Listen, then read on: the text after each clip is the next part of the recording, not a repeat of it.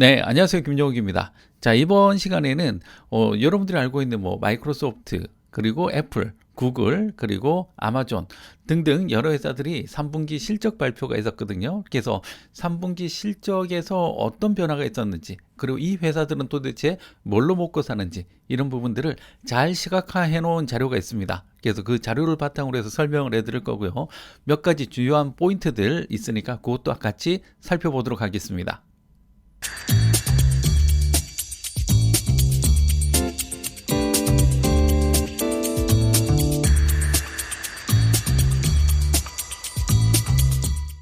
자, 먼저 이 첫 번째로 보게 되는 이 자료는 app-economy-insight.com이라고 하는 이 사이트에서 제공하는 자료고요. 굉장히 유명한 자료이고 또 보기 좋게 잘 정리가 되어 있기 때문에 인터넷에 보면 여기저기서 약간씩 이렇게 퍼날라 놓은 그런 자료임을 알 수가 있습니다. 자, 제일 먼저 보이는 이 그래프가 보면 이제 애플인데요. 근데 제가 3분기라고 했잖아요. 지금 우리가 1월 달에서 3월 달까지가 1분기 이렇게 해서 2월, 3월 뭐 이렇게 쭉 가면서 1, 2, 3, 4분기 이렇게 나눠지는데 애플은 벌써 이렇게 보면 Q4라고 돼 있죠. 이건 뭐냐 하면 각 회사들마다 미국 회사들은 회계 연도가 조금씩 틀립니다. 그래서 애플 같은 경우에는 지금 이 Q4가 맞고요. 이 다음에 나오는 마이크로소프트만 하더라도 Q1이라고 돼 있죠. 마이크로소프트의 회계 연도는 7월 달부터 시작이 됩니다. 그래서 Q1 이렇게 돼 있고요. 그리고 이미 내년도 회계 연도가 시작됐어요. 그래서 여기 보면 FY25라고 돼 있죠. 그래서 여기 보면 이제 회계 연도라고 해서 파이낸스 이어리라고 해서 FY25 인컴 스테이트먼트 이렇게 되어 있는 것을 볼 수가 있습니다.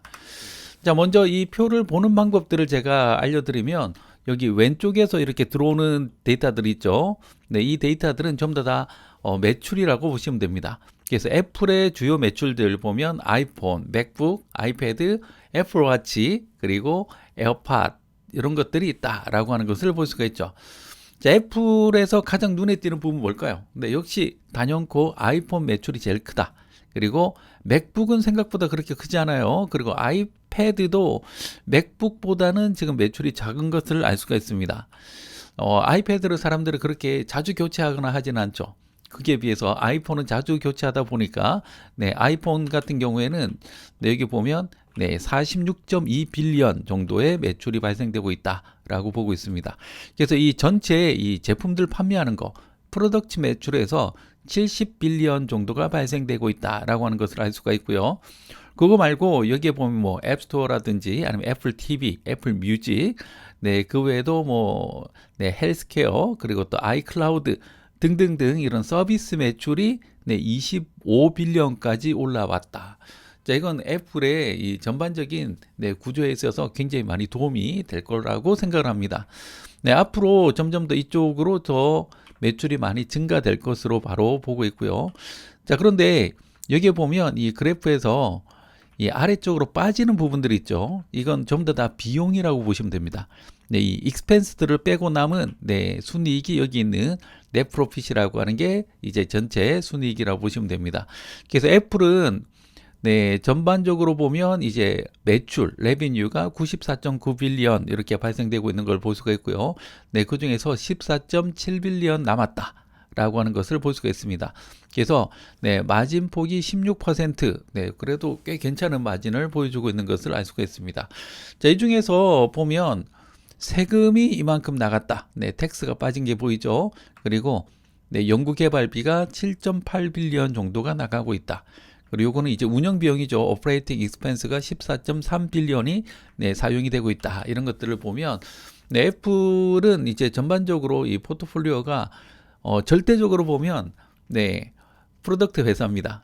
그래서 제품을 만들어서 파는 회사구나라고 하는 것을 알 수가 있죠. 자, 거기에 비해서 마이크로소프트는 어떻게 매출 구조가 되어 있느냐?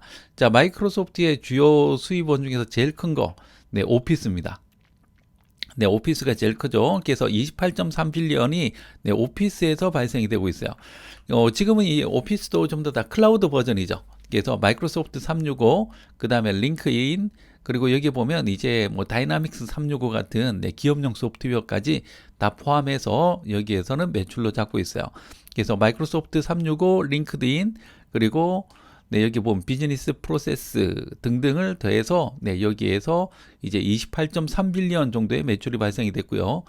다음에 마이크로소프트의 클라우드 서비스죠. 네, 인텔리전트 클라우드라고 되어 있는 네, 클라우드에서 24.1빌리언의 매출이 발생이 되었습니다. 자, 그 다음에 여기 보면 윈도우즈, 엑스박스, 다음에 more personal computing이라고 되어 있죠.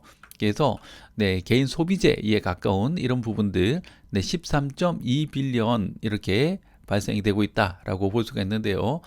자, 여기 보면 YY라고 되어 있죠. 네, 요거는 뭐냐면 전년 대비 12% 상승했다. 네, 전년 대비 20% 상승했다. 자, 이 얘기는 뭐냐면 클라우드가 그래도 계속해서 상승을 잘하고 있다라고 하는 것을 알 수가 있는데 기대치는 이것보다 더 컸어요. 그래서 기대치만큼 못했기 때문에 네, 약간의 주가의 조정을 받는 그런 모습도 볼 수가 있지만 지금 현재 미국에서 클라우드 서비스의 1등이 네, 아마존의 자회사인 AWS죠. 나중에 보시면은 크게 차이가 안 나요. 그래서 이쪽 시장의 추격이 굉장히 잘 되고 있구나라고 하는 것을 알 수가 있습니다. 물론 이제 한국 시장은 달라요. 한국 시장은 네, 뭔가 하나 시작하면 그쪽으로 확 쏠리는 네, 쏠림 현상이 굉장히 심하기 때문에 네, 여전히 AWS가 강세다라고 하는 것을 볼 수가 있습니다. 자, 비용 보면 네, 운영 비용 14.9빌리언 그리고 세금 나갔고요. 다음에 R&D 비용 7.5빌리언 이렇게 나가고 있는 것을 볼 수가 있습니다. 자, 그래서 순이익이 24.7빌리언이에요. 네, 이건 뭐냐면 네, 애플보다도 높죠. 네, 애플보다도 높다. 그리고 전체 레비뉴가 94.9빌리언인데 비해서 얘는 65.6빌리언이니까 네, 순이익이 아주 좋다. 그래서 마진율을 보면 역시나 마진율이 38%라고 하는 네, 역시 소프트웨어가 남는 게 많아요. 네, 뭔가 만들어서 파는 거는 네, 아무래도 마진율이 박할 수밖에 없죠. 그래서 이 소프트웨어의 마진율 이런 것들을 생각하면 이 회사가 최근에도 뭐 계속해서 주가 잘 방어하고 있는 것을 볼 수가 있는데요. 네, 그런 부분들을 잘 볼 수가 있습니다. 자, 그러면 비슷하게 이제 또 같이 경쟁 입장에 있는 구글을 한번 볼게요. 자, 이 구글 같은 경우에는 네, 전체 매출에서 절대적인 부분이 여기서 발생되고 있어요. 구글 서치. 네, 서치에서 키워드 나오면 거기 이제 광고 붙이고 하는 서치 어드버타이징이라고 돼 있죠. 이게 49.4빌리언 정도가 나가고 있고요. 우리 모두가 사용하고 있는 지금 여러분들이 보고 있는 이 유튜브 같은 경우에는 네, 기본적으로 네, 7.5빌리언 생각보다 그렇게 크진 않아요. 근데 그래도 꾸준히 사람들이 이제 먹고 이렇게 사는 네, 일종의 캐시카우 역할을 잘 해주고 있을 것 같습니다. 자, 이거 말고 구글 플레이 있죠. 구글의 앱스토어에서도 네, 10.7빌리언이에요. 그러니까 구글 앱스토어가 사실은 유튜브보다도 더 큰 매출을 보여주고 있다라고 하는 걸 볼 수가 있고요.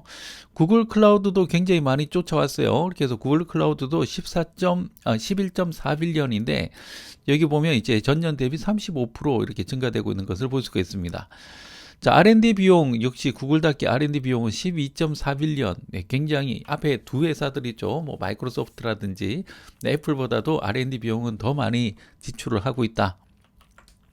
자, 그래서 이번 분기 이익을 보면 26.3빌리언이고요.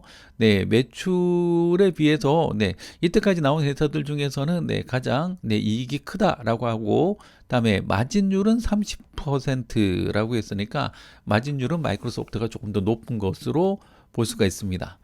자, 그 다음에 우리가 볼 수 있는 이 아마존, 네, 한국 사람들도 사랑하는 주식 중에 하나죠.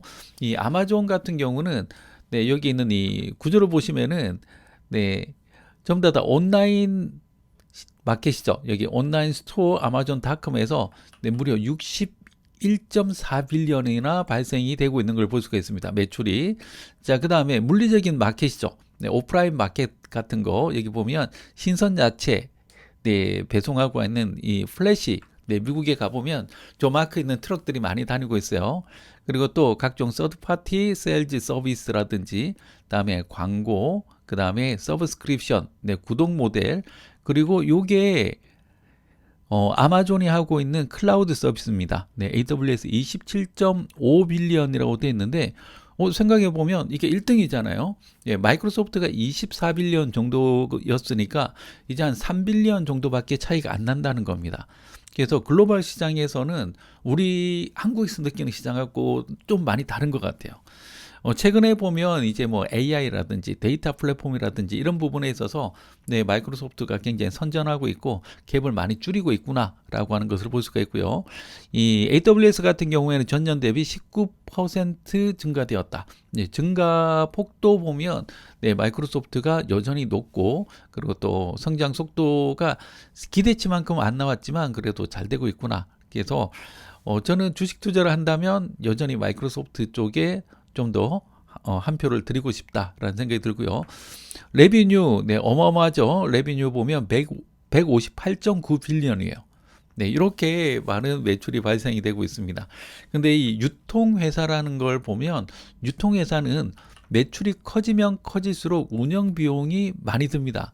그래서 여기 보면 운영 비용이 여기 보면 오퍼레이팅 익스펜스가 60.5 빌리언이 나가요.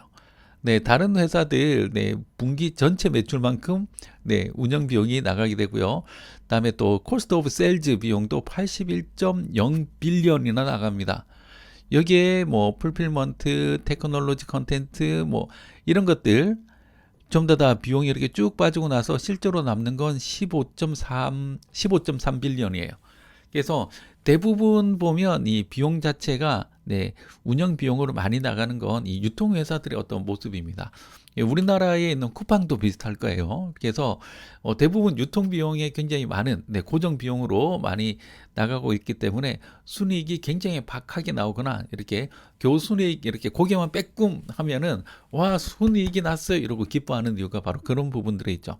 매출이 커지면 고정 비용이 같이 커지는 게 일종의 유통회사들의 숙명인 것 같습니다. 자, 이 회사는 이제 메타죠. 우리가 알고 있는 그 페이스북, 인스타그램, 왓츠앱, 네, 그리고 네, 페이스북 메신저 이런 것들을 하는 회사인데요. 네, 이 페이스북이라는 이 회사, 네, 메타라는 이 회사는 이 소셜 네트워크 서비스라는 포장이 있고요. 그 포장지를 싹 걷어내고 보면 철저하게 광고 회사예요. 그래서 구글하고 많이 충돌되는 그런 부분들이 있죠. 자, 그런데 여기에 보면 그래서 매출의 대부분이 광고입니다. 어드버타이징 해서 광고가 39.9 빌리언이 발생이 되고 있고요. 전체적인 매출은 네, 다른 데보다는 좀 작아요. 네, 40.6 빌리언 정도인데 마진율이 아주 좋습니다. 마진율이 아주 좋아서 39%의 마진이 나오고 있고 전년 대비 이제 발전 속도는 조금 더딘 것 같아요. 네, YOY가 이제 5%, OPP 정도 됐습니다. 자, 어쨌든 네, 마진율만 보면 이 메타 어마어마합니다. 네, 매출의 거의 40%가 좀 다 마진이다라고 하면 네, 훌륭하죠. 그리고 R&D 비용, 네, 매출 규모에 비해서 R&D 비용을 굉장히 많이 쓰고 있어요. 이 메타 같은 경우는 네, 최근에 보면 이렇게 메타 주가도 많이 오르고 했잖아요. 거기에 가장 큰 역할을 했던 게 메타가 직접 개발한 거대 언어 모델인 네, 라마라고 하는 모델들 있죠. 그걸 이용을 해서 네, 광고에 뭐 타겟팅 광고를 한다든지 뭐 이상한 정보들 걸러낸다든지 이런 정도들로 잘 쓰고 있기 때문에 그게 실질적으로 네, 인건비를 줄이고 AI를 사용해서 인건비를 줄이고 실제 마진폭을 끄집어 올리는데 굉장히 큰 도움이 되고 있다라고 보고 있습니다. 네, 그렇기 때문에 단순 뭐 매출의 증가 이런 걸 보는 게 아니라 마진의 증가를 보고 최근에 이 메타 주가를 굉장히 높게 시장에서 평가하는 것 같습니다. 자, 마지막으로 우리가 살펴볼 네, 우리나라 네, 한국 서학개미들의 국민주라고 할 수 있는 바로 이 테슬라입니다. 자, 이 테슬라는 Q3 인컴 스테이트먼트를 보면 자, 대부분 자동차 팔아서 남기고 있어요. 자, 이렇게 오토 셀즈가 지금 18.8 빌리언 이렇게 되고요. 자, 전년 대비 1% 증가했어요. 네, 그래서 증가세는 네, 그렇게 좋지 않았다. 그래서 올 한 해 동안 이 테슬라를 샀던 사람들은 네, 굉장히 뭐 천당과 지옥을 오가는 그런 주가를 많이 봤을 겁니다. 네, 최근에는 트럼프 이슈 때문에 또 굉장히 많이 상승을 하기도 했었는데 정말 뭐 이건 그런 얘기가 있어요. 주식의 타겟은 비트코인이다 라고 할 정도로 굉장히 많이 주가가 왔다 갔다 하고 있는데 여기 이 매출 구조에서 우리가 눈에 띄게 봐야 되는 게 바로 이 부분이죠. 네, 에너지 제너레이션 스트리지라고 돼 있죠. 요게 그 테슬라의 에너지 사업부입니다. 제가 이전 영상에서 한번 보여드렸는데요. 테슬라의 에너지 사업부는 굉장히 큰 잠재력을 가지고 있어요. 그리고 전년 대비 얼마나 성장을 했느냐 보면 네, 매출 규모는 2.4빌리언밖에 안 되지만 자, YOY가 52% 성장했어요. 네, 이거 정말 큽니다. 그래서 내년에는 이것보다 한 3배 정도 더 커질 거다라고 보고 있는 사람들도 있어요. 네, 그만큼 이 에너지 문제, 그리고 또 에너지 중에서도 지속 가능한 에너지를 네, 잘 운영할 수 있는 회사라고 하는 입장에서는 이 테슬라가 정말 잘하고 있는 것 같아요. 그래서 앞으로는 이제 내년에는 이제 이쪽 부분도 물론 성장을 하겠지만 이제 이쪽이 커지면서 전체적으로는 굉장히 긍정적인 효과가 나올 거다. 왜냐하면 이 에너지 사업부의 마진이 굉장히 좋습니다. 네, 그렇기 때문에 전체적인 마진을 성장시키는데 굉장히 큰 도움이 될 거다. 그리고 뭐 서비스 매출 약간 네, 2.8빌리언 정도 돼 있죠. 자, 그 다음에 코스트 오브 레비뉴가 20.2빌리언이 빠졌고요. 운영 비용이 생각보다 적게 들어요. 네, 그리고 여기서 R&D 비용, 네, 1빌리언 이렇게 돼 있는데 이 R&D 비용이 이렇게 작게 이렇게 드는 이유가 있어요. 왜냐하면 테슬라는 대부분 데이터 센터에 엄청 투자하고 있죠. 네, 그래서 그 자율주행을 하기 위한 데이터 센터, 그리고 거기에 들어가는 반도체도 자체 생산하고 있고요. 네, 여러 가지 이슈들을 보면 테슬라는 아직까지 인프라 투자가 많다는 겁니다. 그래서 그거는 네, 여기 R&D 비용에 들어가지 않고 있다라고 저는 보고 있어요. 그래서 실제로는 여기 R&D 비용이 되게 작은 것처럼 보이지만 실제 R&D 비용은 훨씬 더 클 것이다 라는 생각이 듭니다. 자, 그래서 전체적인 이 이익을 보면 2.2빌리언 밖에 안 돼요. 네. 하지만 네, 이 회사는 여러모로 아직까지는 네, 미래 가치가 있다. 네, 그래서 미래 가치 때문에 주식을 굉장히 높게 보고 있다라고 보고 있고, 자, 그 다음에 또 봐야 될 게 있죠. 트럼프 정권이 시작됐어요. 네, 근데 하지만 좀 더 정확하게 보면 아직 시작도 안 했습니다. 아마 내임덕까지 고려하면 앞으로 한 3년 정도는 테슬라가 계속해서 네, 탄력을 많이 받지 않을까라고 보고 있어서 네, 이쪽도 굉장히 주의 깊게 보시면 좋을 것 같습니다. 자, 이렇게 해서 우리가 뭐 유명한 회사들 3분기 매출 한번 살펴봤는데요. 네, 앞으로도 유의미한 자료들 나오면 같이 한번 살펴보도록 하겠습니다.